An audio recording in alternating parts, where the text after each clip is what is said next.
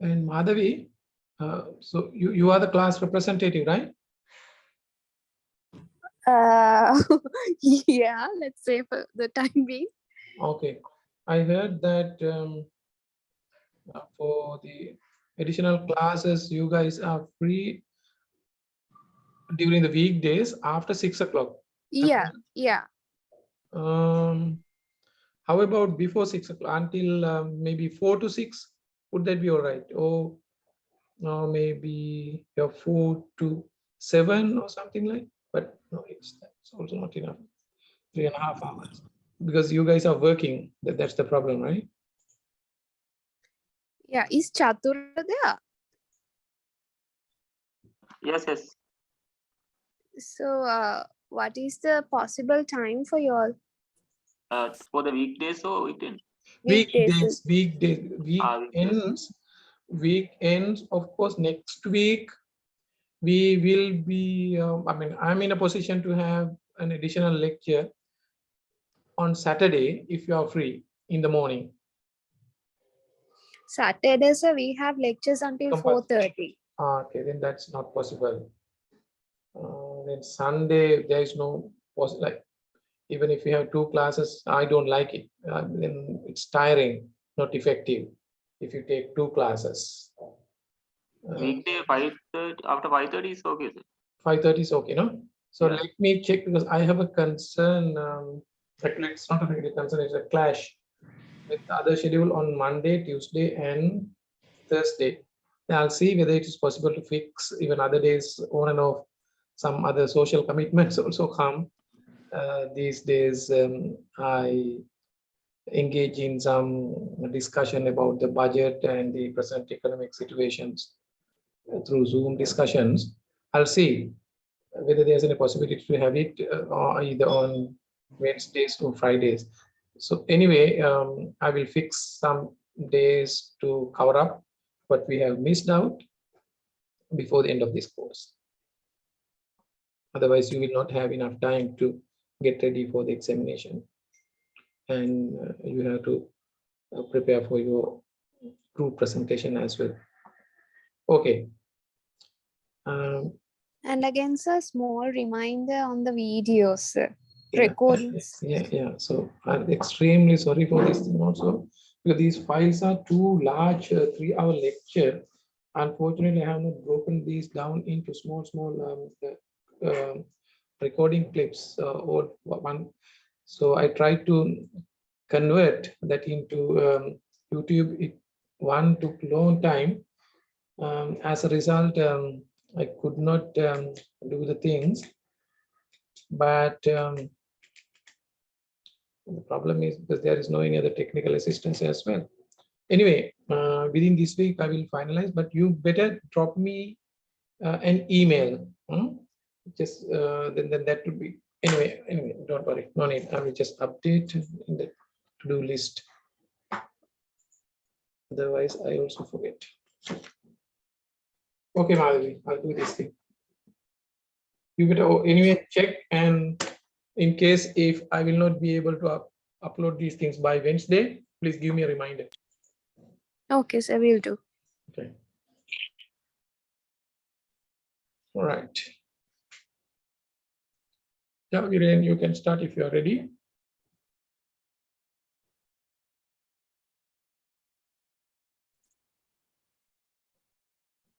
Are you there?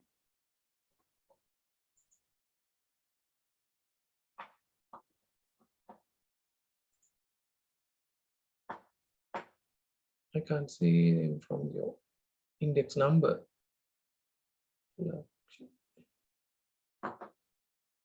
Hello. Is he there or not? Has he lost? Ah, yes, correct. Senadira.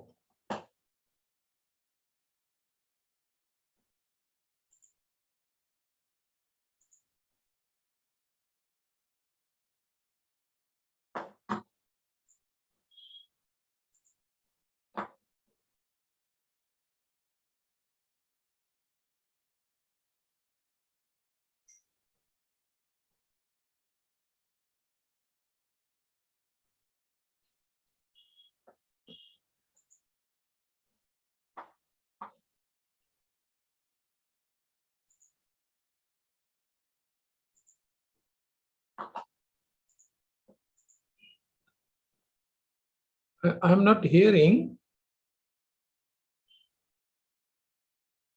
Right. Can you hear me, sir? Now it's all right.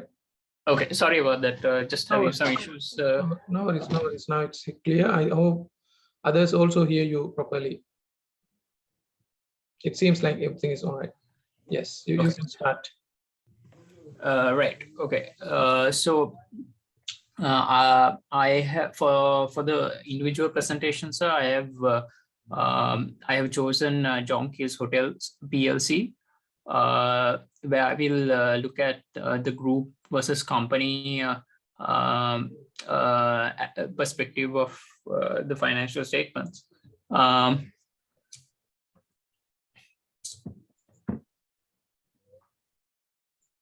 Right. Just to begin with the introduction of the company itself, John Keel's Hotels PLC, or in other words, Cinnamon Hotels, is what it's known for. Basically, around the public, operates a portfolio of about 12 luxury resorts and hotel properties in Sri Lanka as well as Maldives under the brand Cinnamon Hotels and Resorts. And its company as well as its subsidiaries work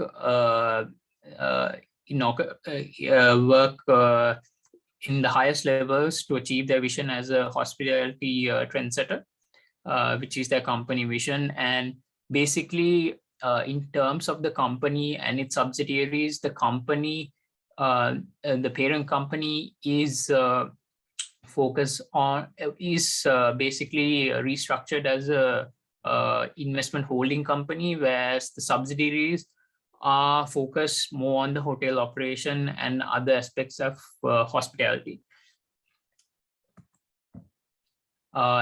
In terms of brief history of how the company was formed, initially it was listed. It was formed as Keys Hotels Limited in 1979. And it was after a while in 2004, it was listed in Colombo Stock Exchange as John Keel's Hotel PLC. And between 2004 to 2010, they have invested about 5.4 billion, primarily on Sri Lanka in terms of the hotel industry as well. And in 2015, they rebranded and went with the Cinnamon Hotel and Resorts branding. And in recent years, they have looked into Maldives hotel operations as well. Like at the moment, they currently operate 3 resorts. So just sorry to disturb you. If possible, just switch on your cameras, and that would be good. Like in your presentation, like when you present, yes, please switch on your camera. Right. Okay. Sure. Just give.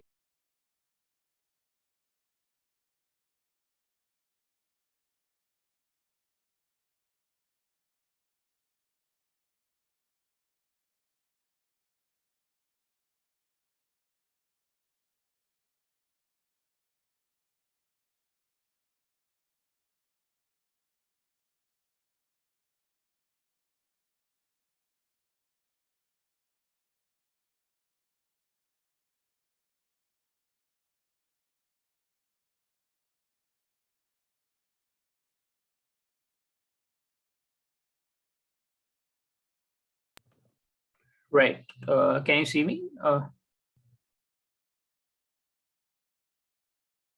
Yes. Okay. It's Sure. all right. Right. Moving on. In terms of the capital structure, I would also like to highlight, since John Keel's Hotels PLC is part of the John Keel's Holdings group as well, which is one of the John Keel's, basically that makes John Keel's Holdings PLC the ultimate parent of the company. John Keel's Hotels PLC, of course, is a very diversified holdings. They have they operate in almost every sector that you can imagine, from real estate, hotels, tour operators, etc. obviously they're one of the largest market cap. They have the largest market cap in the Colombo Stock Exchange, roughly over 200 billion, and a revenue of over 100 billion in the latest financial year. And if you look at the company under review, the ultimate parent basically owns roughly about 80% of the equity stake of the parent company, a little over 1.1 billion shares, where John Keel's Hotels PLC is roughly about 20 billion in market cap and has about roughly 3 billion in revenues. If you look at John Keel's Hotels PLC, which is the parent that we're looking at, they have, in terms of their ownership, John Keel's Holdings PLC has the highest, and afterwards you have EPF, Sri Lanka Insurance, and some of the other funds also in terms of their ownership as well. These are very large funds, basically for mutual funds, and I think I see some foreign funds also, like the Asia Frontier Fund as well, and some high net worth individuals like Cruise Captain, Jinasena family members as well. So, and the rest of the shareholders are basically very, although they're high in numbers, the number of shares that they hold is a little limited. So again, focusing on the subsidiary side of things of John Keel's Hotels PLC, they have quite a few subsidiaries, which also kind of represents the hotels that they operate as well. So for an example, Candy Walk Inn Limited, which holds roughly about 90.39 equity stake, is the Cinnamon Citadel Candy Hotel. Yala Village Private Limited is basically Cinnamon Wild Yala, which is a 93.78 stake owned by John Keel's Hotels PLC, and so on and so on. Some of the hotels also has some sub-subsidiaries as well, like Harbour and Lodge and Hikatrans, which is basically Hikatrans by Cinnamon.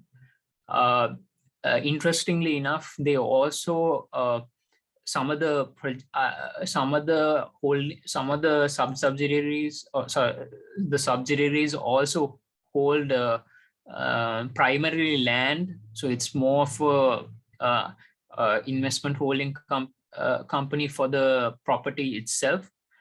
You can see Veeravilla Walk-in holding roughly about 25 acres of land in Veeravilla. Ahungal Hotel Holiday Resorts holding roughly about 6.5 acres of land in Ahungal, so on. Basically, what I can see is it's primarily basically work in progress properties for the company. I think these could be basically developed further, maybe not in the short term, probably not in the short term, but basically they, in the medium to long term, they could probably develop these hotels as well. They are, interestingly, the Maldivian resorts are basically clubbed onto John Keel's Maldivian Resorts Pte. And they also have a Cinnamon Hotels Private Limited, Holidays Private Limited, which is a tour operator, international tour operator, which is a little different than normal operations. So I will basically go back to the financials. This is the latest financials which I took from the annual report. Roughly, the group made roughly 3.6 billion in terms of the financial year 2021, and they made a basically a gross profit of 1.5 billion. And in terms of the operating profit, the profit before tax and the net profit, they made losses, quite heavy losses as well, in comparison to the previous year. But this is their financial period is as of 31st March 2021. So I think I would like to also highlight here, because the hotel industry itself is not doing so well because of the COVID pandemic and the travel restrictions that ensued after February or March in 2020. And even before that, our hotel industry had not been doing so well because of the Easter bombings in April 2019. But I think I would like to highlight in 2020 and 21, it had been the impact had been quite significant than 2019. I think in terms of, I will basically highlight in terms of the ratio analysis later on, but if you look at 2020 had actually been one of the better years, because the earlier parts were a little better, and after I think COVID restrictions were a little slowed, because after the first waves, I mean, the restrictions were a little less. But I think when it started back again, the entire industry basically went off again. That is in terms of the group. In terms of the company, again, they have not recorded any revenues because basically the company itself acts as an investment holding company. So primarily, majority of the basic income comes from other operating income or either dividend income or something like that. They have a little bit of administrative expenses. I am guessing it's more of like staff expenses and maybe some DNA as well, which also led to losses in the company level as well. Interestingly enough, there is some fair value gain, I believe, from revaluations at a group level, although not at a company level. Right. So moving on to the balance sheet. Again, at group level, they have a 59 billion, or close to 60 billion in terms of their assets, and in terms of their non-current assets, and from their total assets also, it's about 62 billion, which had been growing. At a shareholder equity level, they have 24 billion in terms of total equity for 2021, but had been quite basically deteriorating because of the heavy losses during the last 2 years as well.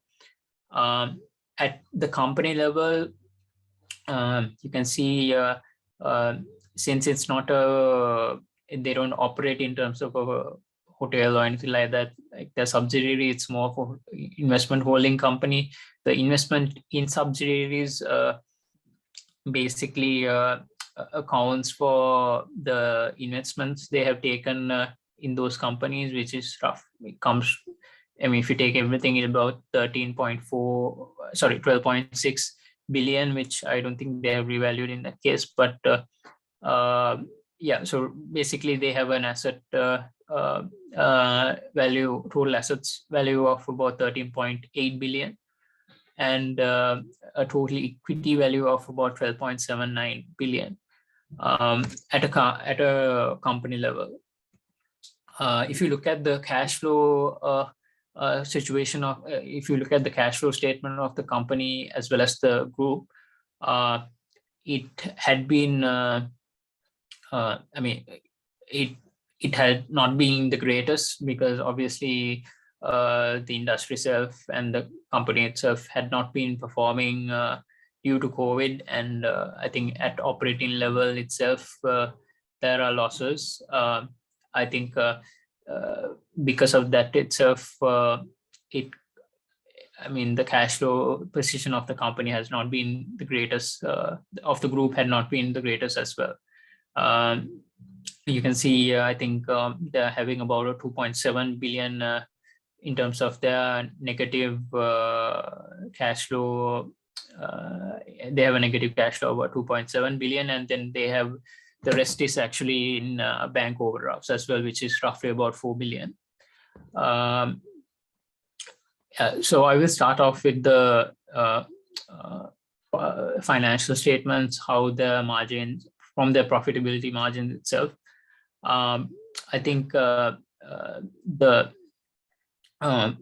in terms of the revenue, it had been significantly impacted. If you look at some of the operational indicators, especially in Sri Lanka and Maldives, in 2020, they were around 61 to 56 for Sri Lanka and Maldives.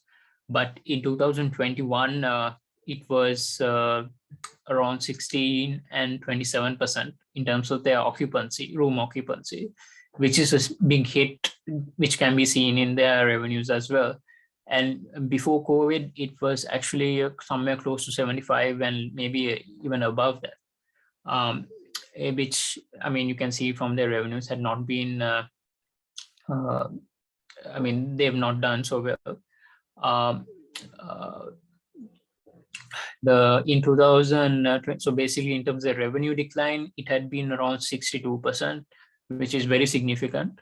And you can see in terms of the other margins as well, other profitability margin, gross profit had declined from 64% in 2020 to 42%.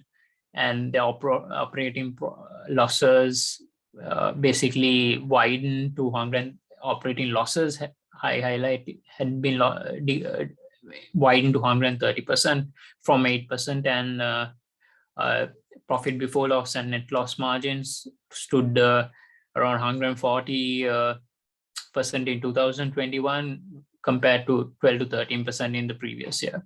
And obviously last year was also not the best comparison, but I mean, if you look at pre-COVID levels, it should be much higher than that. If you look at some of the liquidity ratios, which will give a better indicator of how the liquidity position of the company had been, the group current ratio had declined from declined to 0.31, which means the current liabilities had been much higher. In 2021, it had been 0.31 compared to 0.57 in 20, and it was obviously much higher in 2019, which was around 1.29. And similarly, the quick ratio had been declining as well. This can be mainly due to current asset deterioration in 2021, which was around 37%. And also the rise in current liability, which could be mainly due to like bank overdrafts and stuff like that. The company current asset ratio, similarly, the company at a company level, the current ratio had increased to 13.01 and from 0.04, but again, it had been a little slower than that as well. In terms of the activity side of things, it basically measures how it can, how the company can convert its balance sheet items to cash. Basically measuring the efficiency of that business in terms of their asset management and working capital. I think, I mean, they anyway had a negative cash conversion cycle. Their trade payables, they manage quite efficiently because they've taken a little more time than usual in any case, you know, compared to other hotels. But I think it's definitely seen in recent years where 2020, 2021 had been, you know, it had taken quite a long time for them to pay back, obviously because of the what do you call, because of the COVID pandemic and the restrictions. So actually in terms of the when you calculate the cash conversion cycle, we arrive at a negative cash conversion cycle.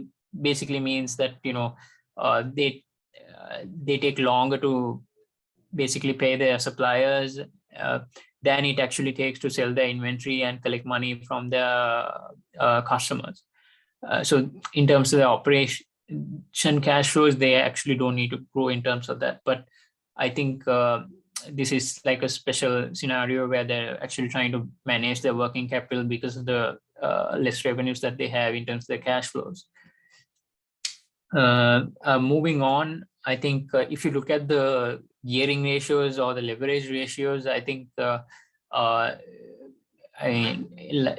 the industry itself, it's not been doing so well. So it had basically relied on debt to actually fund the company's regular cash outflows as well. So basically in 2019 it was around 14%, which is very I mean, they didn't have that much of debt in their balance sheet, but at a in the years following that, I think it had significantly increased to 41% in 2020 and to 62% in 2021. And interestingly enough, short-term and long-term interest-bearing borrowings increased from 4 billion in 2019 to actually 15 billion in 2021, which is a very significant amount just to fund its operations. And meanwhile, the total equity had been deteriorating because of the significant losses, as I mentioned earlier. Finally, if I look at the investor ratios, you can see that in the middle, there's, I think you can see April 2019, there's had been some decline, but again, that is after the Easter bombings. Then I think the share price slowly went down a bit, but then again, with the tourist arrivals, the increase in tourist arrivals, I think they were basically able to recover the share price movement, but again, after around January, February, you can see a very steep decline in their share price, basically because of the sentiment behind the COVID pandemic. And I think I can't remember the exact date. I think the Colombo Stock Exchange basically stopped for close to about 2 months, around 51 days to be honest. So the trading did not happen in those days between somewhere around April, May in 2020. Afterwards, I think there was a steep decline, and then the share price slowly recovered back. Then again, I think with the COVID, with the ease of restrictions, they were able to recover the price, but then again, it moved back because of the COVID waves that followed afterwards in the last year or so.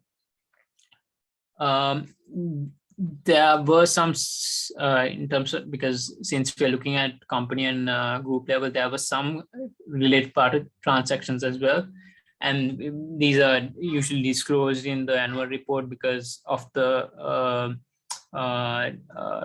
listing rules in CSE, since it's a listed company. I think there was a corporate guarantee that had been given to Ceylon Holiday Resorts, which is actually a non-recurrent related party transaction, basically to fund their operations and refinance their existing debt at a more competitive rate, because interest rates were quite low in the last 2-3 years. And there were quite a bit of capital expenditure that comes with operating in the hotel industry as well. They have refurbishments every 5 to 10 years, I guess, depending on the resorts itself. And in terms of recurrent related party transactions, I don't think they had anything significant in terms of group or company level. But yeah, I think with that, I will end my presentation. Over to you, sir. Okay. Thank you very much, Haren. Before starting the discussion on your presentation, I would like to ask, from your end, other participants, what are your concerns, or what do you have to say about these things? So this is something why I just ask you to do this. One of the objectives of this individual presentation is to create a platform for discussion. First, yes, you guys can ask questions or comments or further clarifications. Yeah, it's open for you.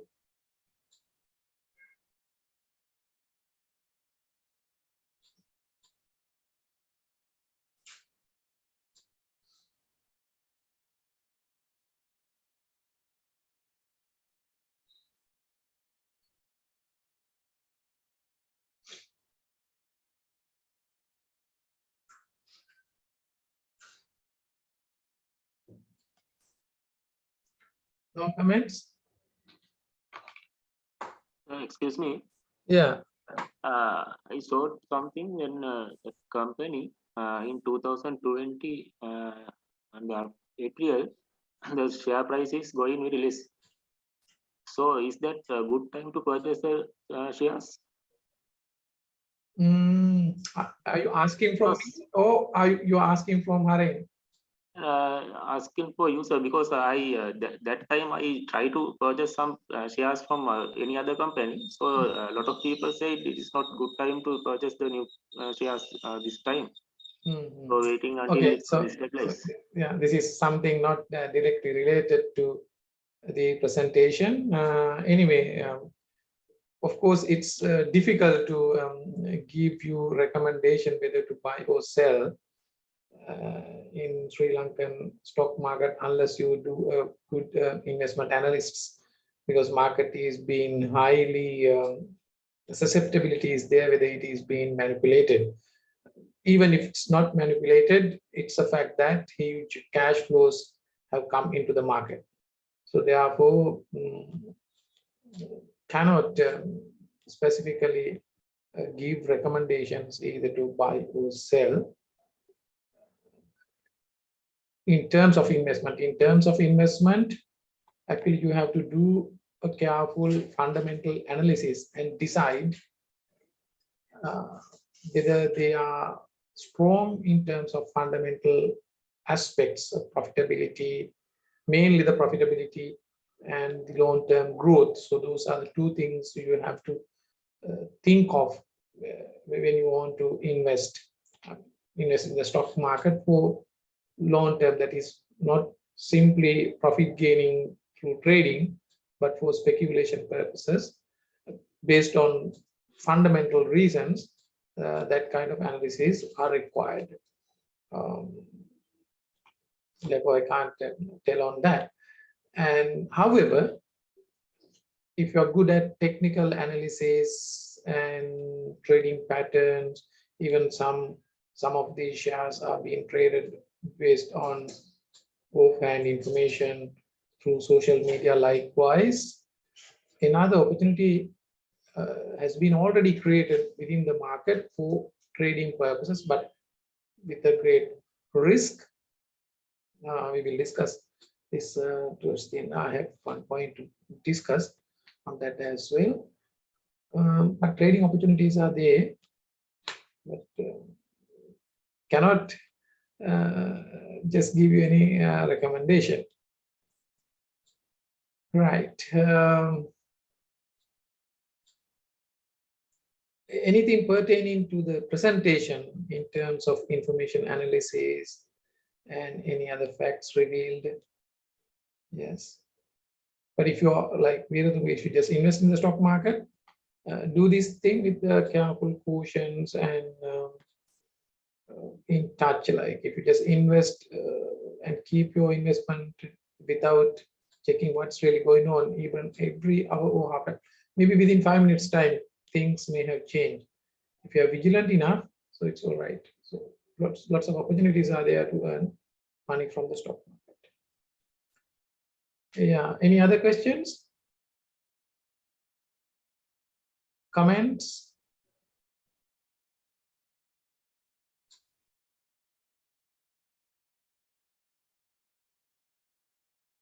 Any other clarifications?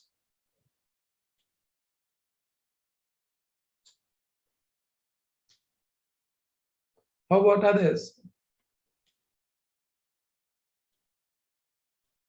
You guys should ask questions.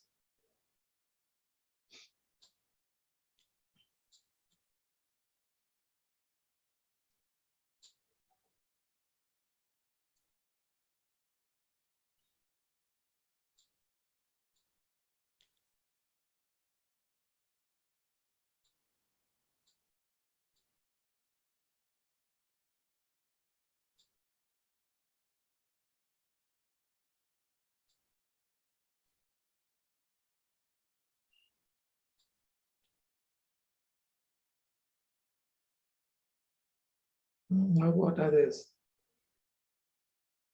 Madhavi, there are two Madhavis, Madhavi, Ilakshi, and I don't see your names. Only the index number. From the index number, I can't recognize you. 19144.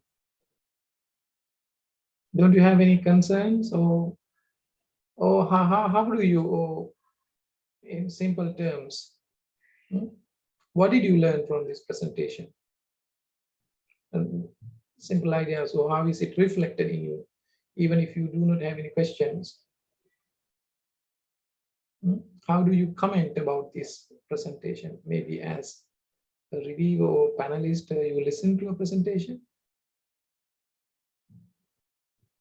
What's your comment on the presentation? Hey guys, you have to talk.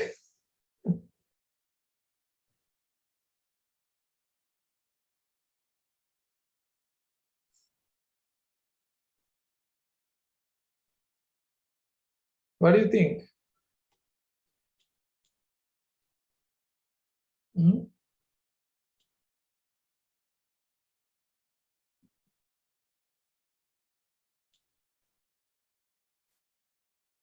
When no learning takes place, so that is the final conclusion. It's mere discussion only and no learning. If you are not like motivated to interact and take part in the learning process, to be honest, these lectures are not going to be useful. Even if I just upload these recordings, so what is the use? There is no use. Just listening to videos or audios won't help you to learn, of course. I don't know up to what extent then it will help you to do the examination. Even I have a big doubt. Anyway, I just told you very clearly, feel free to talk. This is a great opportunity for everyone to talk and learn and correct your mistakes.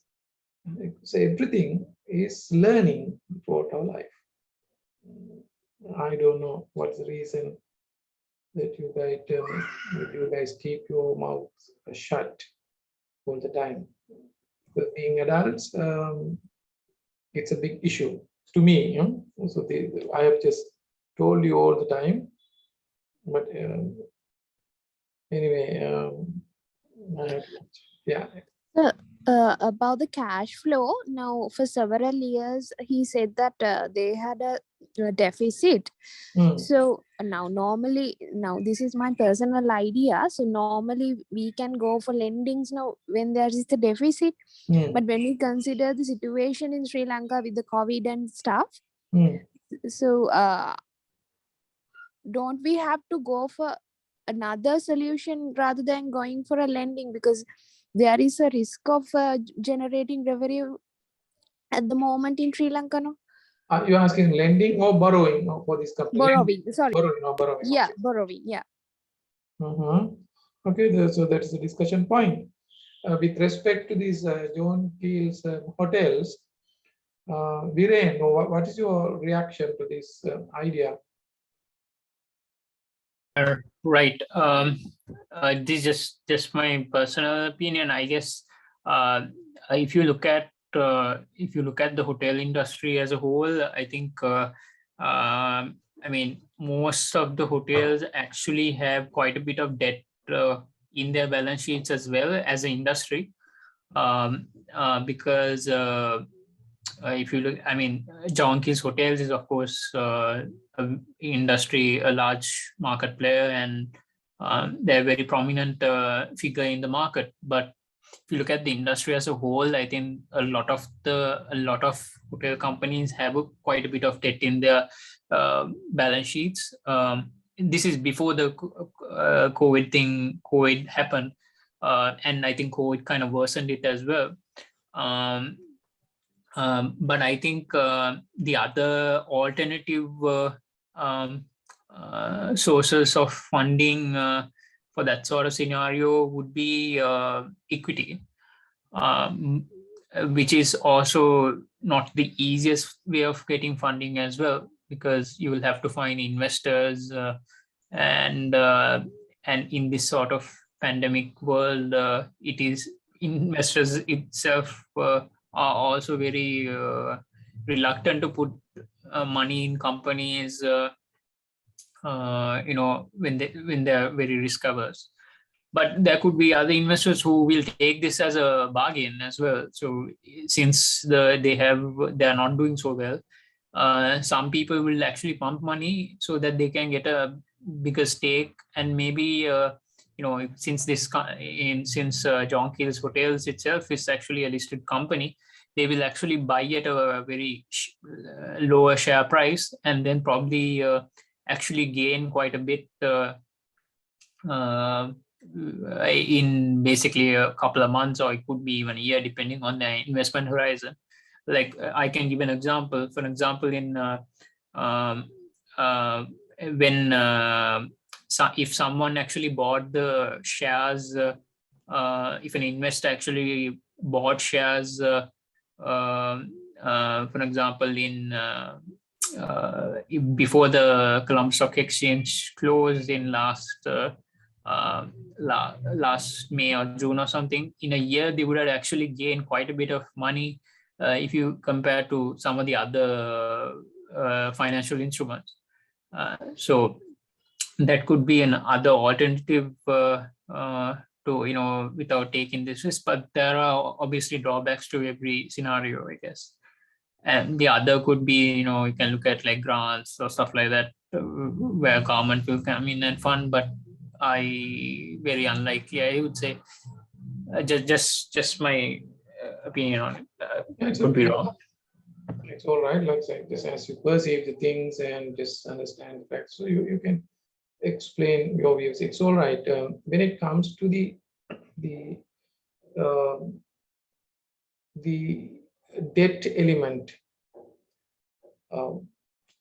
first we'll talk about this particular company. So you're just asking about Madhavi, you asked about this company again by referring to the present situation, especially this COVID.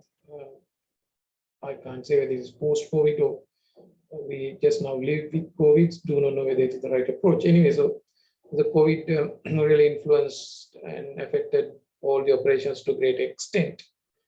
When we talk about debt or borrowing, that is the capital structure decisions before taking final decisions or to decide what is really best, theories have mentioned something. Some theories, picking order theory, trade-off theory. Above all, Miller and Modigliani's explanation really matters first. I recommend you guys to read something about Miller and Modigliani's capital structure theories. I do not know whether you have learned these things in other subject. I hope there should be, there are finance subjects. Miller and Modigliani must have been referred. Have you heard about it, or have you just learned about Miller and Modigliani's propositions about the capital structure? Yes, a little bit. Okay, so you better read a little more and try to understand what Miller and Modigliani talks about capital structure and the role of capital. It mainly exists in the form of debt or equity. He argued, they, like Miller and Modigliani, they argued that there will not be a difference in the values between geared company and ungeared company if these things prevail. Accordingly, they argued about the tax benefits, argued about the explain about the efficiency of the capital markets. If you are free to borrow and lend at the market rates, and they are simply speaking, if you are free to borrow and lend at the given rates, and there are no tax concessions for interest for borrowing, so there can't be any difference between geared and ungeared company. So that is the premise on which Miller and Modigliani started their discussion. But when you really take off all those assumptions one by one, you would realize how the capital structure or the borrowing could increase or add value possibilities to value the company. So accordingly, theoretically, there is no limit of borrowing. You can keep on borrowing, even you can go up 100%. Of course, on the other hand, depending on the present situation, operations, and all those things, additional something called liquidity cost, borrowing cost would increase, not in terms only in terms of money, in terms of other perceived costs are also there. However, though the borrowing cost increases, there is a possibility to increase return on equity by increasing the debt. So that is the basic idea. By doing certain calculations, by taking into account cost of debt, gearing levels and all, sometimes good analysts can determine a range or territory within which how best they could maintain their leverage, financial leverage. So that is the argument. So this is the job of financial managers or whoever who are in the finance business, basically, when you manage a business. That's the idea.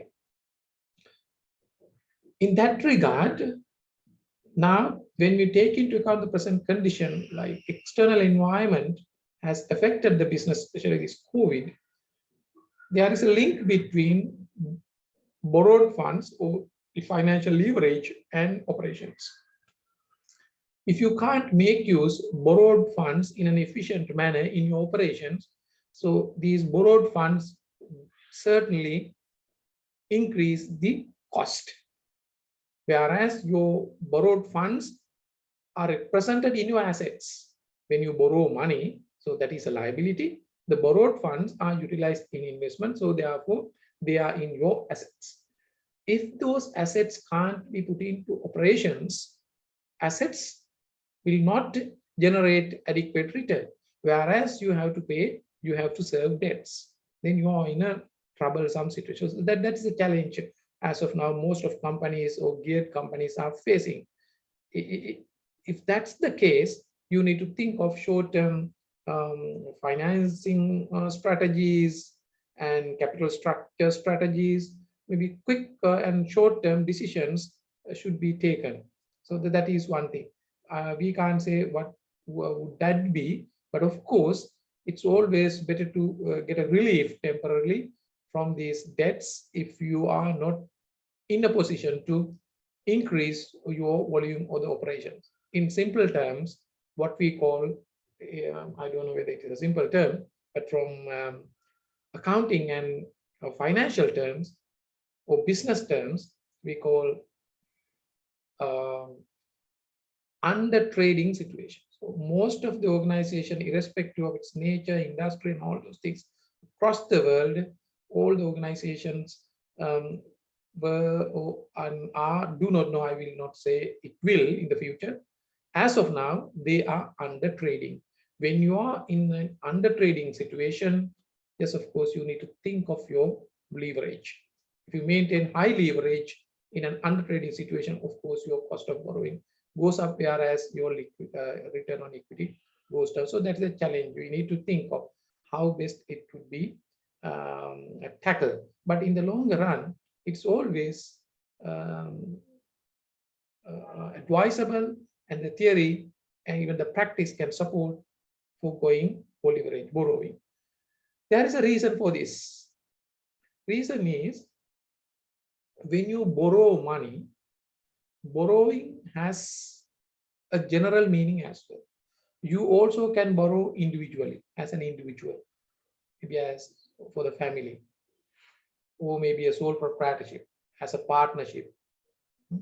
So whoever, like limited liability companies like Keel's Hotels, up to that level, if you borrow, the responsibility of borrowing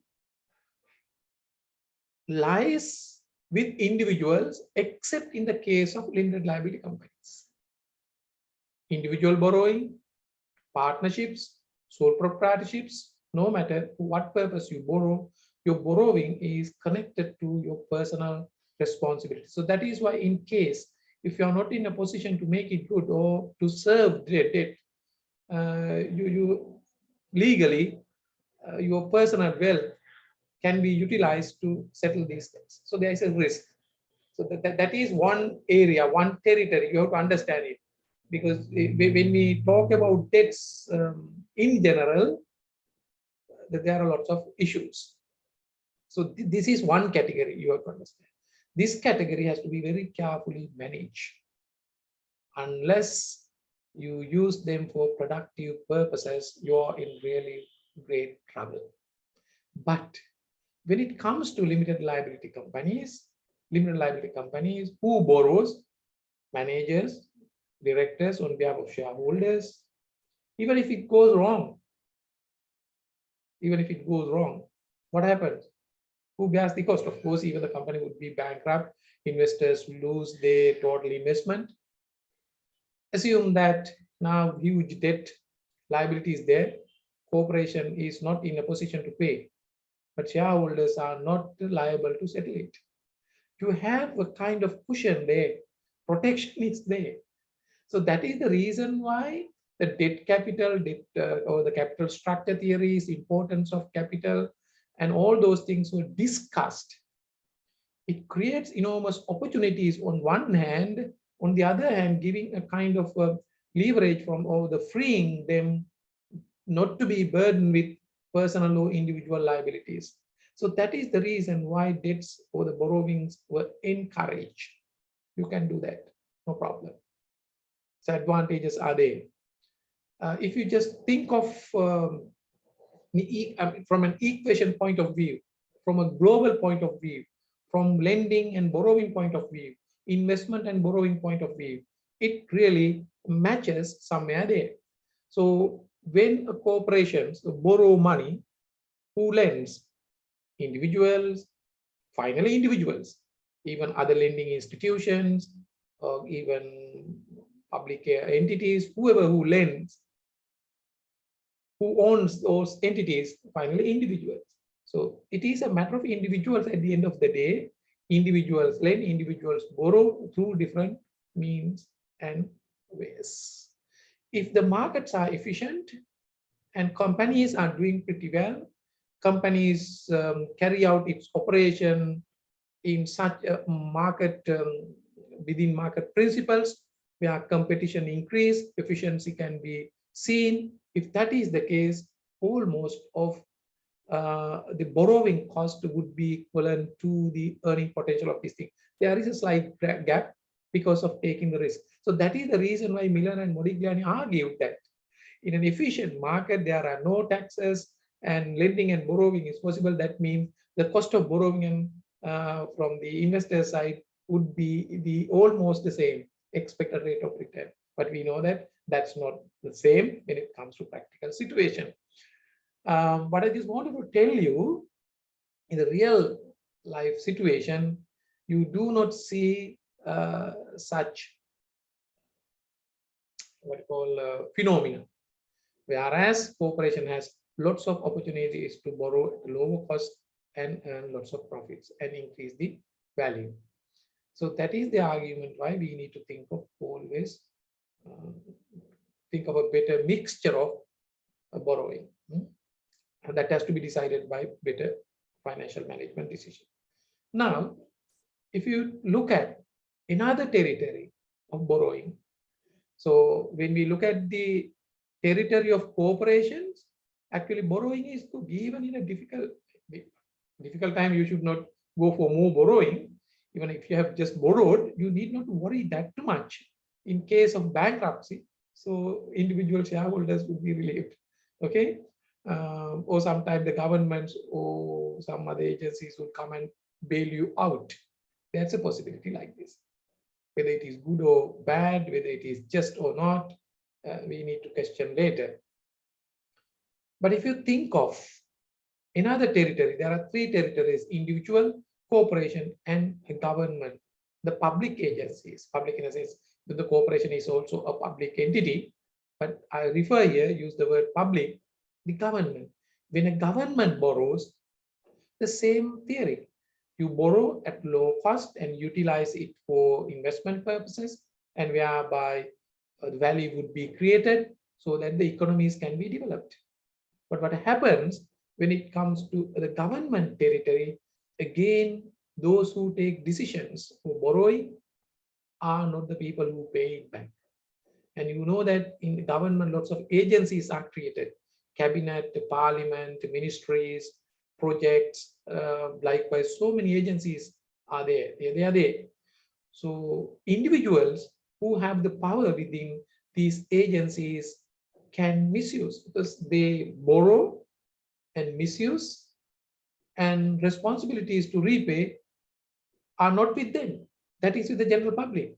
That can be easily shifted to someone else.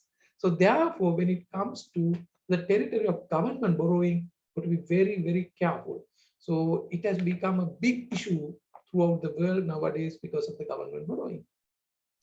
So it has become a debt burden, which is a circle of debt. You are trapped in a debt circle.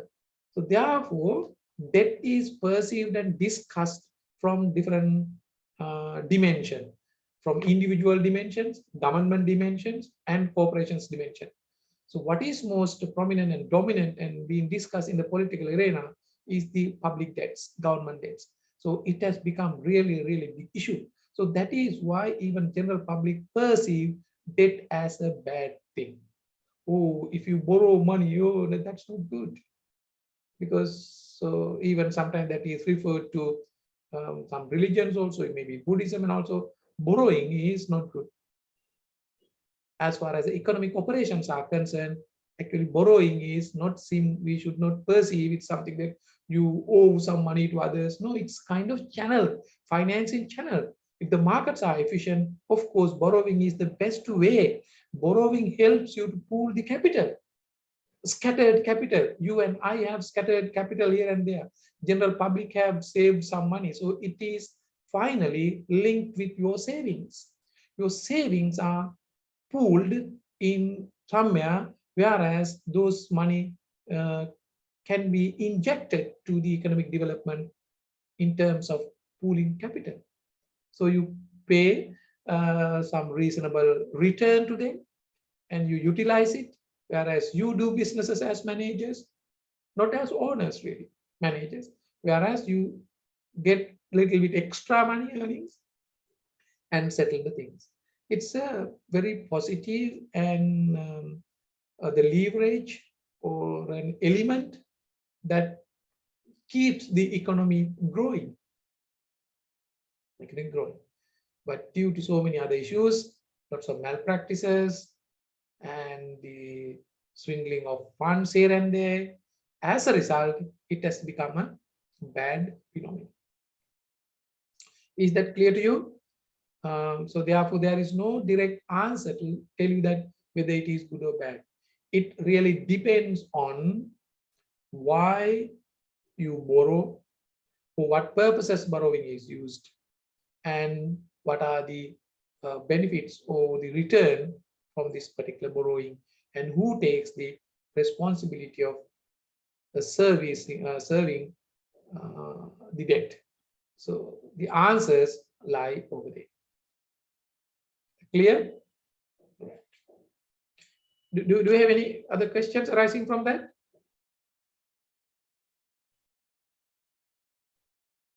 No? Okay. Now I will come on to specific comments about this particular presentation, because we need to learn a lot. As I just told you, this is a learning platform. It is good, of course, so your presentation is good, so you just reveal lots of information, lots of facts, but one key thing is missing. Key thing, I'll just go one by one later for the benefits of financial statement analysis or the information use terms. The key missing is, what is missing? Analysis is missing. It's simply reproduction of information, presentation of information. It's a presentation, a reporting. Could fit to another context, another situation. If your task is to test your presentations or reporting, that's really ideal. So where you need to say that and this. But in terms of analysis or critics point of view, analysis point of view, that is really lacking in the presentation. So that is what's your name, Warren, for your improvement. Did you get it? Are you there? Yes, sir. Yeah, got it. Yeah. So it doesn't mean that your presentation is bad. It's really good. So presentation, so your presentation skills and your way of expressing ideas and all those things are really good. You need to think where this kind of presentation would fit. So from analytical point of view, that is really missing. It is just a reproduction of the publicly available information, and improve this thing.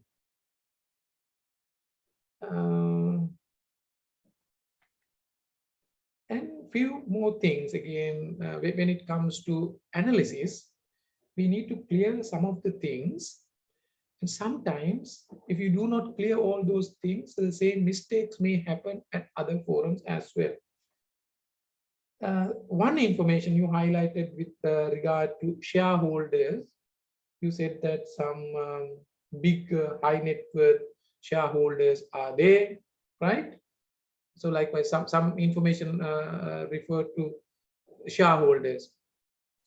What does it imply? Or what did you mean by that information? What did you want to pass on to us in terms of information?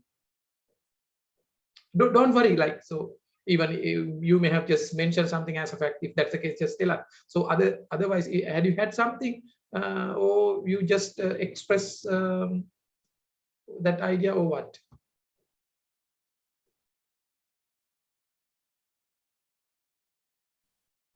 Yeah, so I think I just want to show in terms of the capital structure, how, I mean, who is basically owning the company and basically some of the minority shareholders as well.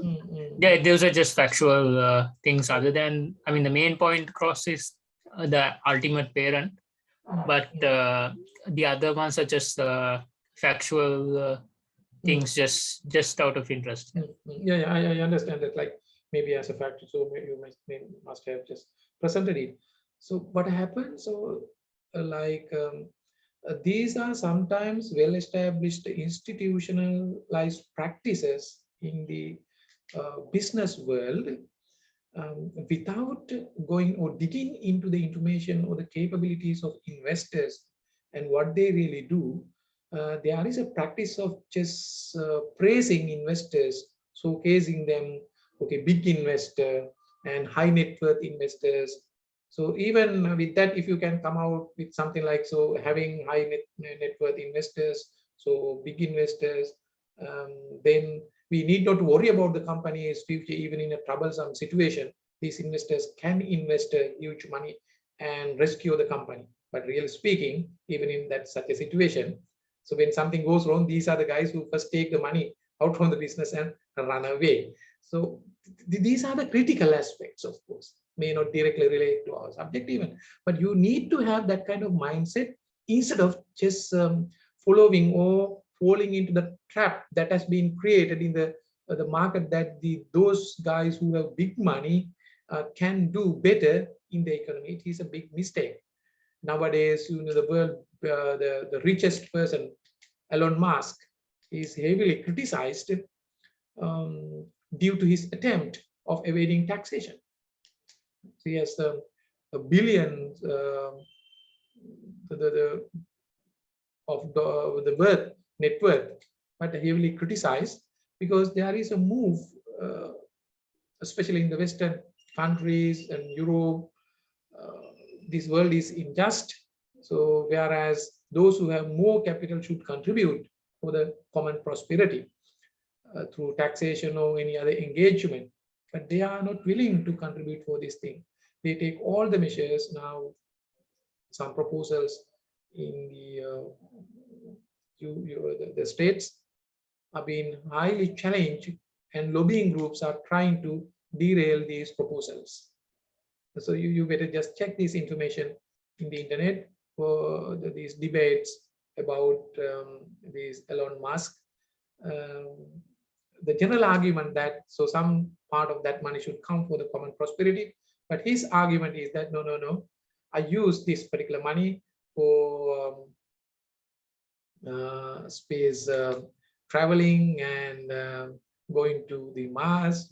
So likewise, these kind of arguments are put. So if I have not earned that much money, I will not be able to do that at this. So what is the real benefit to the common people or the general public is a question. So this debate is always there, but I just pass this information. If you want to be a little bit critical, don't simply believe or trust, or don't be taken away by the common and popular slogan. Number 3, next one. Even not only to you, everyone in the class. This John Keel's Hotels has investments in subsidiaries, right? What are its subsidiaries? Have they mainly invested in hotels, or has it invested some money in any other types of businesses? But I saw in the presentation, most of their subsidiaries are within the hoteliering business. Am I right? Yes, I think there was one company that was a tour operator, which is kind of like it is still in the hospitality industry. But I think some companies that they have are investment holding companies where they hold properties in those respective companies, but they are likely to be developed as hotels, which we don't know. I mean, they haven't basically mentioned it, but basically they hold land in those particular companies. Right. Okay. So good.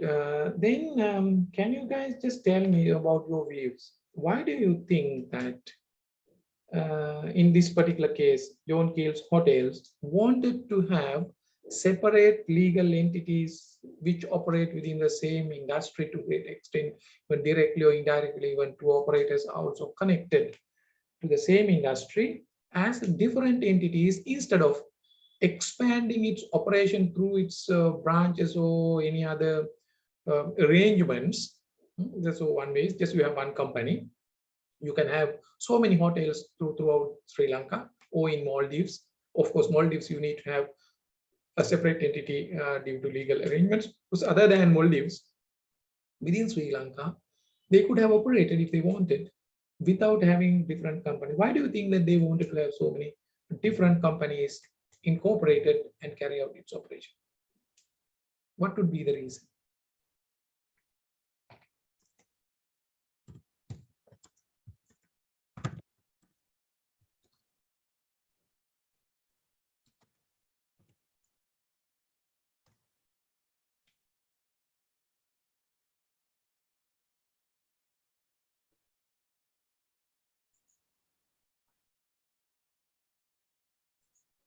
Yes?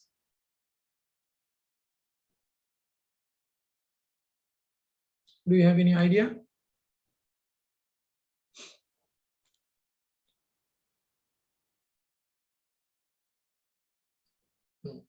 Okay, then I'll explain this. So this is another area you need to analyze. So that is the analysis purposes. To be honest, there is no need unless you get into a totally different industry or different jurisdiction. You can operate.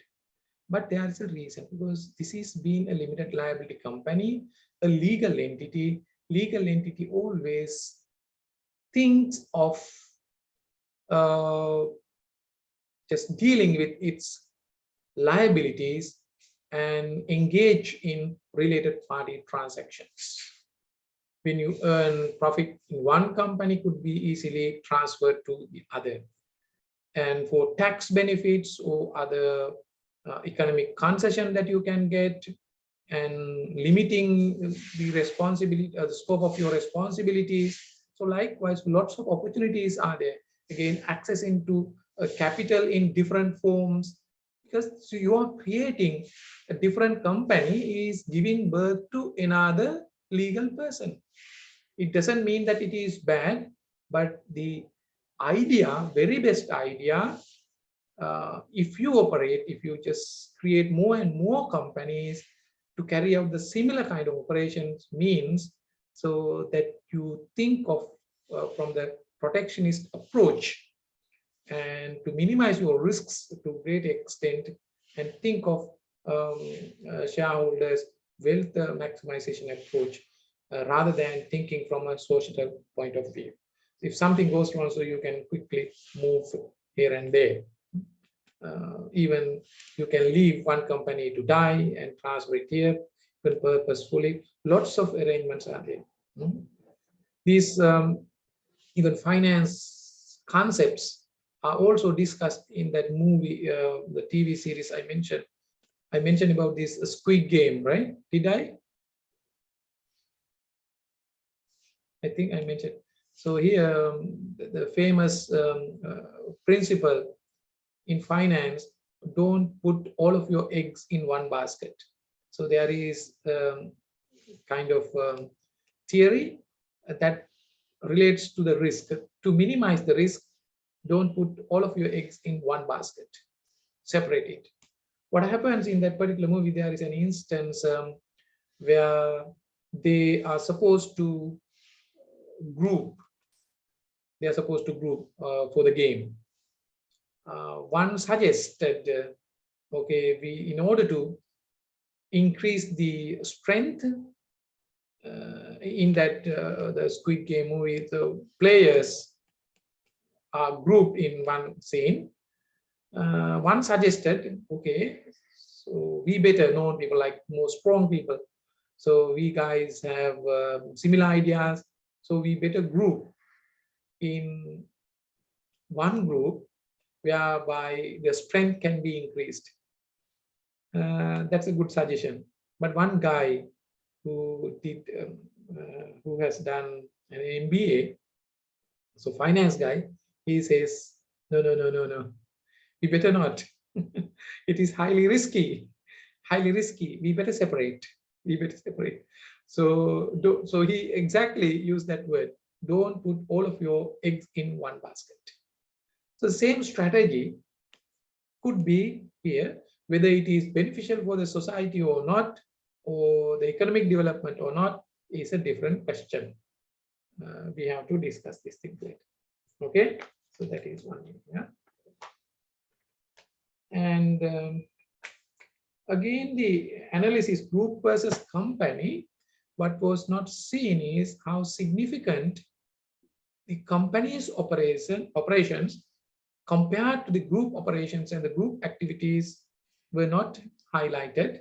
So it is much more important, because the group is not a legal entity. Group is a conceptual entity, an artificial entity, on the assumption that if all the entities were a single entity from economic terms, because all the entities have influences within the group. Therefore, in order to understand the significance of the economic influence of all those entities within the group, is information is disclosed in group financial statements. So therefore, group figures should be compared with the company, not only the numbers, but also the significance should have been discussed. That is another area to improve.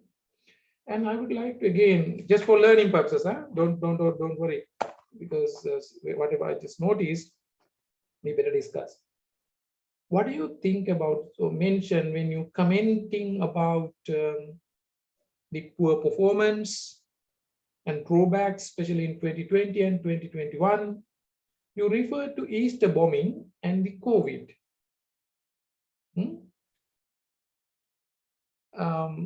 Again, there is a risk of falling into that particular pitfall. That is what we call, that is a fallacy.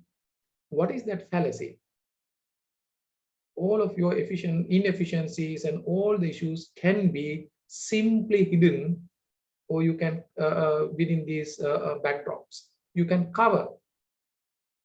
Of course, it is a fact. Everyone knows that the COVID affected, Easter bombing affected. So once the general operations do not take place, your operations are curtailed, your profitability is affected. But is that the only issue? So you try to, they try to cover up all those bad things with this unpleasant events, Easter bomb and COVID. Even in the recent budget, the finance minister or the budget speech revealed that why the government could not collect the expected revenue for the year 2021 was due to COVID. That's it. So revenue has dropped by almost 25%. Had it dropped by 40%, can't you come out with the same excuse? 60% possible, 10% the same excuse. No analysis. So that's what I'm just again highlighting. These are general or common slogans, do not carry any analytical values, just to cover up, just to cover up. Real reasons we do not know. That is the responsibility. Even in the case of the government budget, it's the responsibility for good government. And if it's going to be a good budget, the real impact of the COVID could have been analyzed with the best available information and highlighted. So these are due to other reasons, because they can't do this thing because they know that other reasons include corruption, waste, mismanagement, just treating their knowns, aids, and cronies. So that's the reason. It is easy for them to hide. It's a danger. It's a danger when it comes to use of information.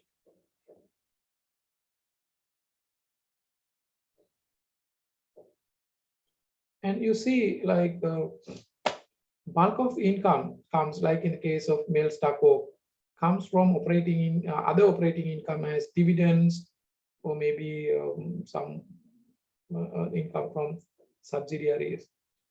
That also creates a little bit puzzle. Since you all operate in the same industry, the investment or the money invested by shareholders in Keel's hotels could have been appropriately invested in investments, channels, and hotels, and take the control of managing all those things within one entity.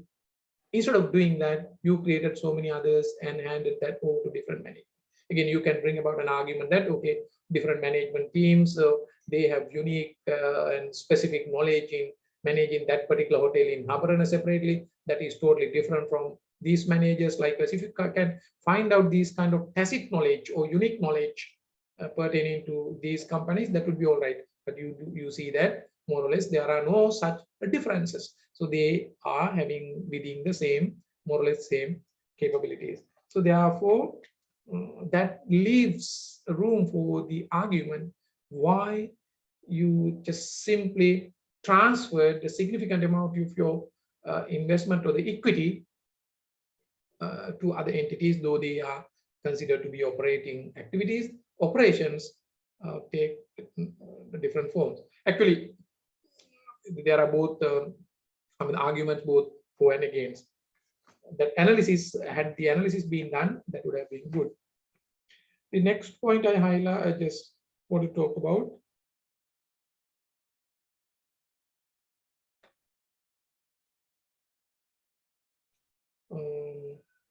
All right. A gearing position. If you go to slide number 14, I think, can you go, are you there? If you, yes, sir. Yeah. I'll first go to slide number 11 and 12.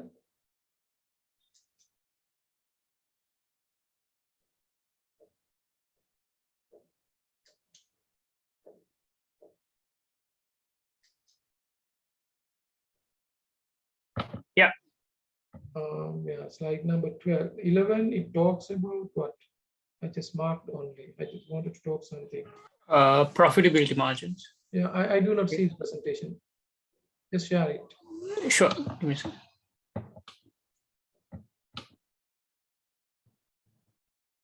Okay. Just see the slide number 11, profitability margin and all those things. So when we compare about comparing the performance and all those things, especially in 2020 and 2021, we were able to cover all our inefficiencies with Easter bombing attack and COVID. Just look at even 2019, maybe to partially the Easter bombing attack could be blamed, but did it destroy everything? Even 2019, the performance was not that good, but it would really eased you to come once you come to 2020 and 2021. Okay, perfectly, you can claim that COVID and this is the negative impact. Of course, that is there. I do not negate it, but other inefficiencies are not seen, which were almost highlighted and include like implied in the results of 2019. Even if you go prior to that, 2018, 17 and all, situation could have been, would be the same. If it were a situation in say 2018, you have been performing very well, and now you are doing so somewhere here like very badly, it is seen that just because of this issue. And another problem, not in your presentation, but in general in the tourism industry, there is a misbelief in the tourism industry. Tourism industry can be flourishing, will be flourishing and can be developed if tourists come, number of tourist arrival goes up. Yes, it is a fact. Of course, in order to develop and flourish the tourism, the tourist arrival is a must, but it does not guarantee that you could improve. That is the thing. So here in Sri Lanka, to a great extent, we have simply disregarded all the other dimensions of dimension that could help develop tourism, except the arrival. That is why they think of just arrival. When the arrival goes up, they think that, so this is a big achievement. Once there is an arrival, there is an injection to the economy. So we have enormous opportunities of improving tourism, but we are not touching because we are happy, we are satisfied with what we get, maybe peanuts. That is the reason why, I suppose, with the data and information. Then 12, liquidity. Next slide.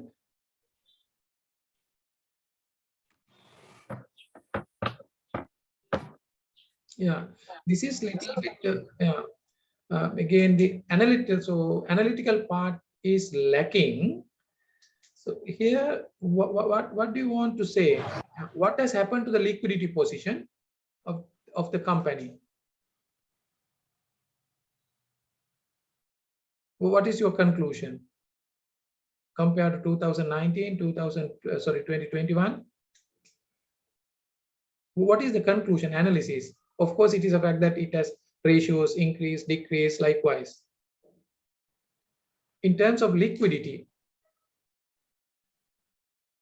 what is the conclusion? What's your idea? In a good shape or a bad shape?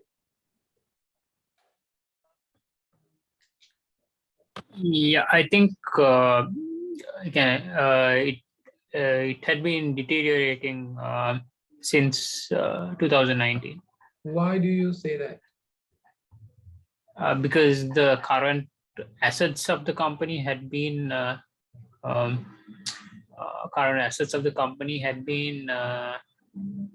much lower than the liabilities of the current liabilities. Then why do you get these kind of ratios? So what is the meaning of having a current ratio of 13?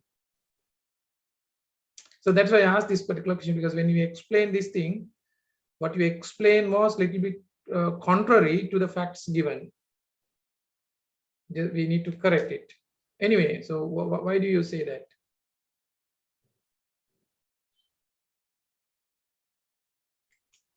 Others also can comment. You can contribute. This is how learning takes place. He says that liquidity position is being deteriorated, but information reveals something else. So I think so. The first one is actually the group, and the forget about the group. Just come to the company. Yeah, so I was talking about the group level earlier, and I think you're referring to the what do you call the company at the last one, right? Yeah, I think when I was speaking that it was deteriorating, I was just mentioning about why the company at the group level, it had been deteriorating quite a lot because of the less current, comparatively less current assets to current liability ratios there compared to in 2019. And, it had been deteriorating. Whereas I think in 2000, whereas we take the, what do you call, the if you take the company level, it has showed a different aspect of it. I think that is basically because. No, what is your conclusion about the liquidity position of the company? At a company level, is it? Yes, that's what we need to talk about. I think at a company level, I think it doesn't. At a company level, obviously, I think it's not a major issue when you look at the ratios. Why is it not a major issue? Because if you look at the latest financial year, current asset has been quite high compared to the current liabilities, and that is mainly because of the cash at hand and bank as well. But if you look at in terms of the actual. Okay, no worries. Like, so what do others say? Do others confirm or agree with what Viren says? It's not a big problem for, so his main argument is group situation is deteriorating, company's situation is not that bad, it is not a problem. Do others agree on that? Shirley and Veeratunga, what do you say?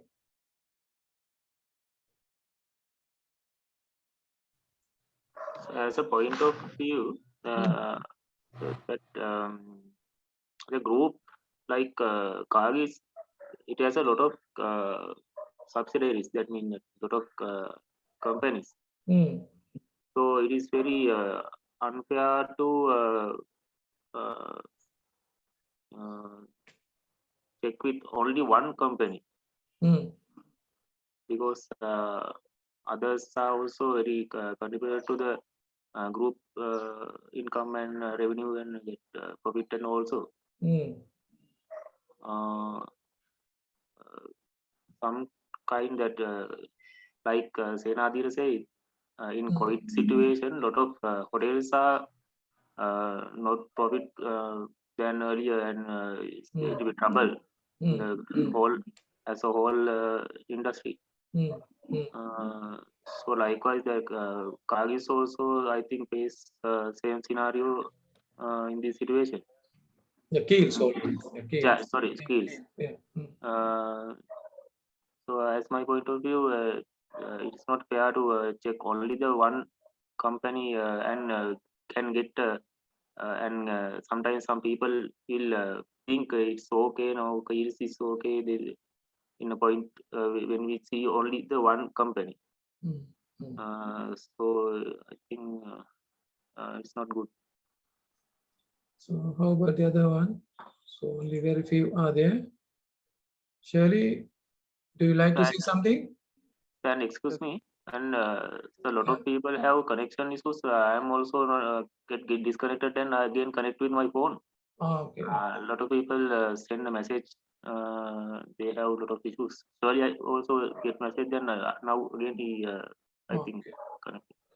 Right. So if you have anything, you can talk, even Shirley.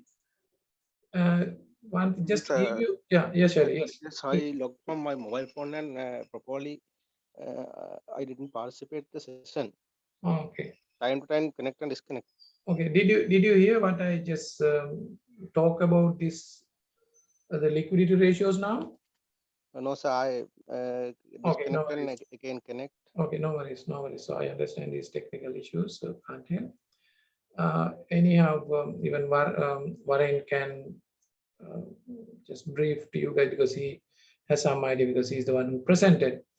One main thing when it comes to liquidity analysis, it is extremely difficult for us to comment about the liquidity now by using so-called highly conservative traditional liquidity ratios, namely current ratio and quick ratio. All those things are seen in textbooks, but in practice, so you can calculate all those things. They do not reveal that much information. So they matter, actually, these two ratios, mainly liquidity ratios, quick ratio and current ratio, really matter only in the case of liquidation. When a company faces a liquidation, right?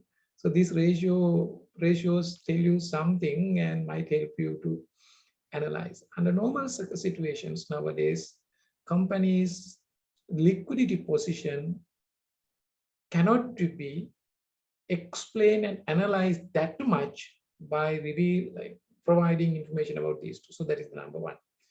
You need to think of the cash flow cycle, the operating efficiency, how best they are connected to networks, the value chain, something like even just in management systems. So if the things are like that, that would be all. For example, nowadays the government also brings about an argument about gasoline mainly due to the fact that the government doesn't have adequate the foreign exchange reserves. As a result, they could not import crude oil. Then that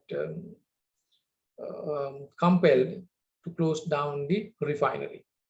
So now, instead of explaining why and how the refinery was closed down, they come out with an explanation. Then the minister, corresponding minister, says, what? No, it's really costly. If you import crude and manufacture it here, it is expensive, it is costly. So whereas we can buy the refined one, that is much more cheaper, and it would facilitate the situation. So then we'll import. So there is an argument on that as well. But the thing is, again, how best it assures the continuity of the fuel supply, the gasoline need of the country. So everything depends on the assurance of arrivals of ships on time. As of now, the stock may be adequate for a couple of weeks.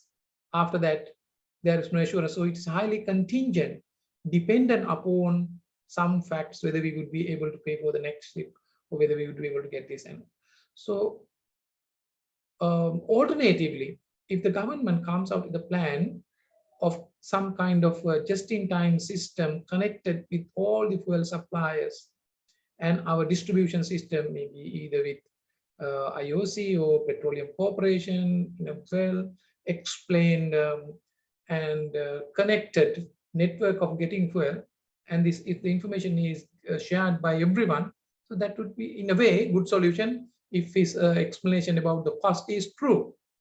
Did you get it? So that is the way we have to analyze and understand. So here, when it comes to the liquidity, quick ratio and current ratio do not explain that much. What matters is how efficiently you maintain your cash flows. Here again, if you look at these two information from analytical point of view, actually, the groups ratios have gone down. Even if for the time being, if you take this thing as the liquidity level, before just concluding whether it is good or bad, which I just told you we can't conclude, but for the time being, if we assume that, okay, it is deteriorating, from analytical point of view, what if this company, that is the John Keel's hotels, were not there? What would be the group picture except the company? Yes, Hare, can you comment on that?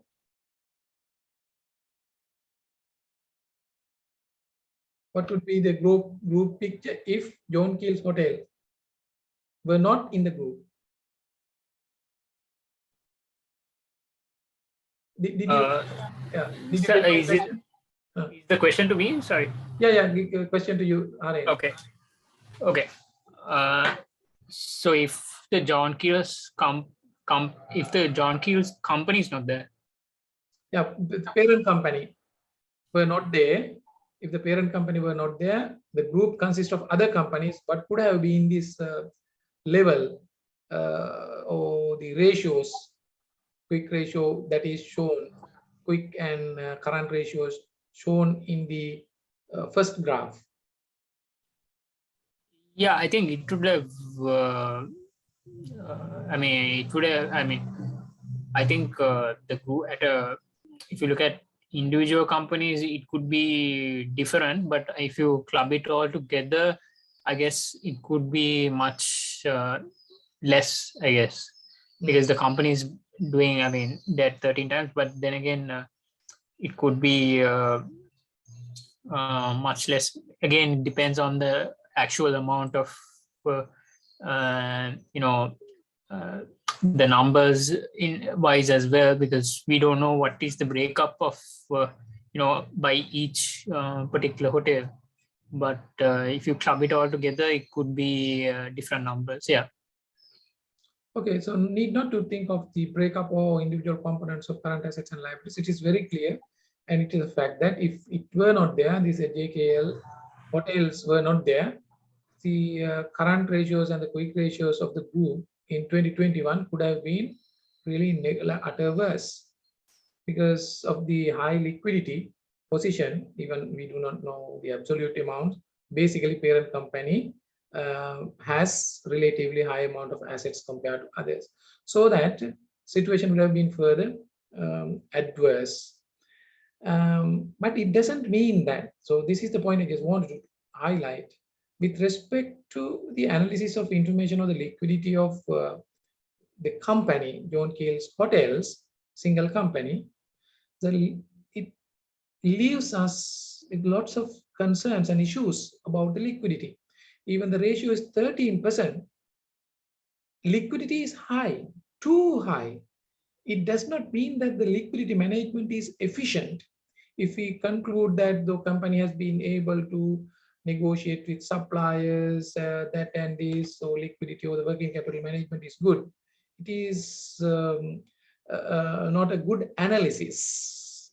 It contains lots of flaws. Why? Because so you are having, on the other hand, too much unproductive liquid assets. It amounts to 13 times of your current liabilities. So as long as you keep your resources in current assets too much, they do not generate any value.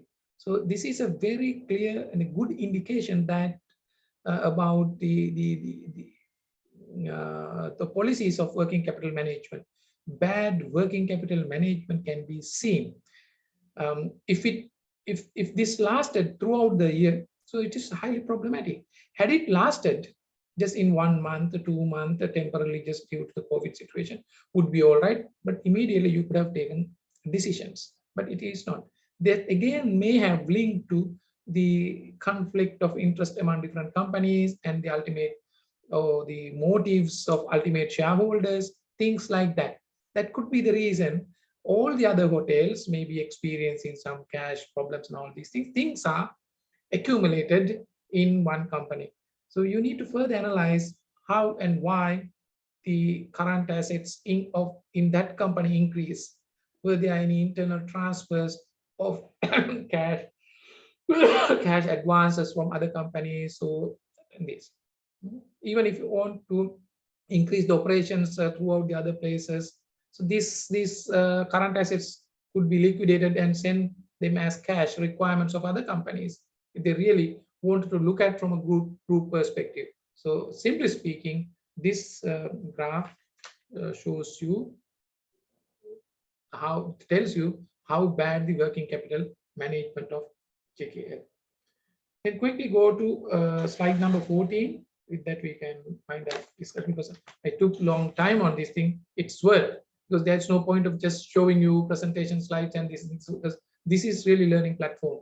This presentation really helped us to do that. See, again, we commented about the gearing position. Again, it linked to the earlier explanation I just told you. If you do not go for such a critical analysis, we may conclude that, oh, gearing position of the company is increasing, that is bad. No, you can't say. It is bad because at this particular point in time, company had not taken any measures, because in order to even to say that, you need to do a profitability analysis. And remember, so had you done a profitability analysis based on this thing, how much was the return on net operating assets? What is the impact of leverage, financial leverage? We do not know. Sometimes compared to 2020, 2021, the performance may have been either good or maybe the worst situation may have been minimized just because of the leverage. We do not know. So that without having that analysis, we can't conclude simply by looking at the ratios. They are the ratios or benchmark seen only in the textbook, saving that 50-50. Those are conservative. They have no practical sense and meanings. Right? So that is what you would be very, very careful. And talking about the share price movements as well, very difficult to conclude on this thing and say whether the company is performing well or bad or due to that or this reason. So pretty straightforward information is available, and it is a public secret now how market is being influenced by excessive capital, and to some extent susceptibility is also there whether it is being manipulated. Therefore, share prices are unlikely to reflect the realities of this. However, it is a fact, and the possibilities are there about the related party transactions. But had you analyzed the related party transactions impact of these things to in each company, so that would be a very good analysis. Very good analysis. But we do not know, because nowadays related party transactions have become a real big issue. But unfortunately, analysts, educationists, and academia professionals, I do not know, knowingly or unknowingly, they keep all those things at bay. No analysis is being carried out. Even there is no proper scientific analysis about this particular budget also. We just argue about the numbers and all those things. Why I talk about this related party transaction? The last week, one of the big corporations revealed about a related party transaction. What is that? That is a listed company. Yes? Did you come across that information or not? A company revealed information about pertaining to related party transaction. So that's why I ask you to be in touch always. Go to the Colombo Stock Exchange or read financial press, without which we can't learn this subject. Not only this, especially in the management. Nowadays, very difficult to separate things. Oh, did you come across this or not? Does anyone have any idea about the company which reveals some information about related party transactions?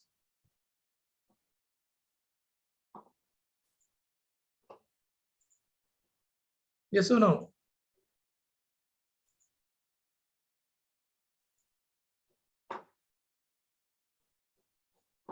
One minute, just to check whether I have it.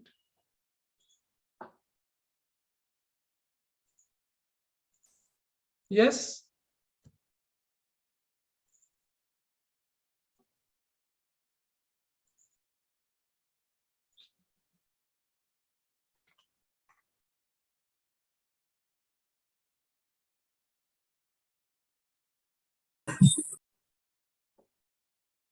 I'm trying to locate it.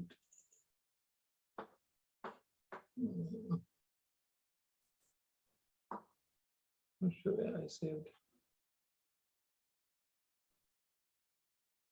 Yeah, you can talk if you have just come across it. What's the company? I'm asking about the company. What is the company which revealed the information about this?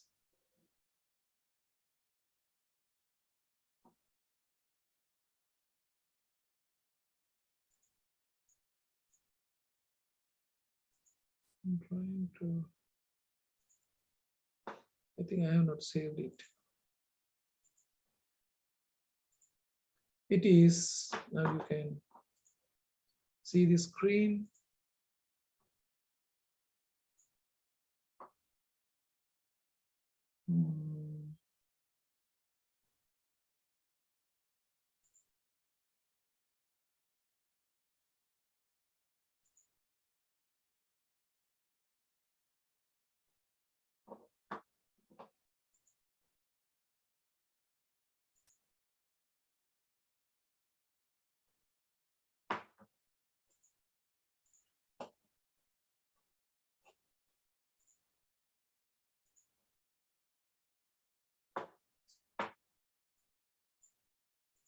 It is LOLC, Lanka or its leasing. So this is the revelation.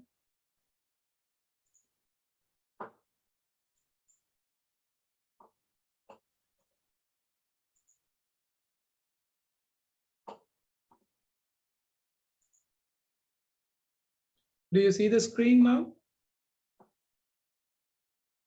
Yes, sir. Okay, this is the revelation. It revealed the fact that a significant portion of shares were transferred to a new company, that is LOLC Holding PLC, right? Newly formed, like must have been incorporated before, but quoted in October somewhere. Now the arrangement is like this: almost 5% of shares of LOFC, that is the finance, and CLC commercial leasing, 98%, and the Nanda Finance Investment, 55%, to new entity. Right? That's the only information revealed. These transactions account for more than 10% of the total equity. Therefore, they are significant. In the second one, CLC, almost 99%. So being transferred to that company. What are the consequences of this transaction? Right? So we do not know. Much information is not revealed. But it is a very clear fact that why the share prices of these three companies were increasing continuously until yesterday, or day before yesterday, maybe the last week. So some fluctuations were there. This could be the reason, because they wanted to keep it very high in order to maintain this particular situation and show that this is a profitable business. So whereby they can go for new concession, refinancing, or arrangement with government, that and this. Do not know at what price these shares have been transferred. Of course, these shares may not be transferred at the market rate. So for instance, LOFC and CLC shares were traded last week at 70, 76, 62, 80 between. That is the reason why this does not tell you at what price they are being transferred. They may agree on sale and purchase agreement and say that this is the fair value at this particular price, this would be transferred. So with the available information, it is very clear that that price will not be the price at which shares were traded during the last week. Not 80, not 60, it would be far below for sure. And in IFL, LFC, so all those things. So these companies will get that. So these link to related party. So who gets the benefit within these individual company depends on the valuation at which, or the price at which shares are transferred. But at the end of the day, the benefits are linked to the ultimate individual shareholders. So then they would be connected to individual shareholders of LOLC Holding. All these three companies are subsidiaries of LOLC. LOLC shares are owned by one individual. And now, keeping that aside, the rest of the shares are now being transferred to this. So therefore, if you look at the shareholders of LOLC Holding Group, still that information has not been revealed. Again, would be one or two individuals. We'll see. Then that would be a very good discussion point. But unfortunately, even professionals and all, so who have lots of concern, keep blind eyes on these related party transactions.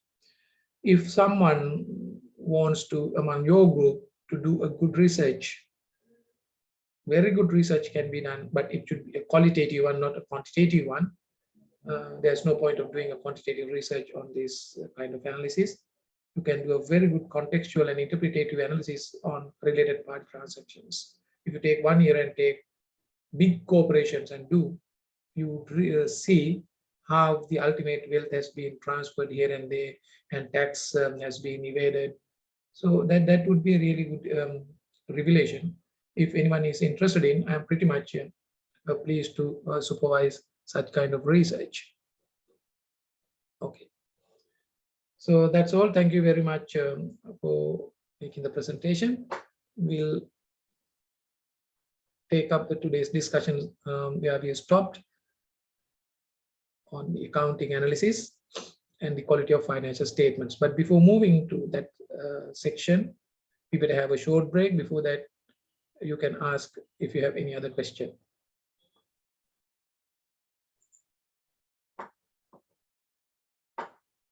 Do you have any other question?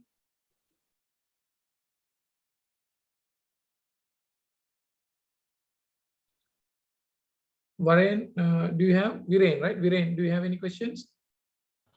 No, sir, I'm fine. Thanks. Okay. So think of all those aspects and for the betterment or just improvement Yes. of your presentation. Thanks. So Yes. that, Thanks for the. okay, you're welcome.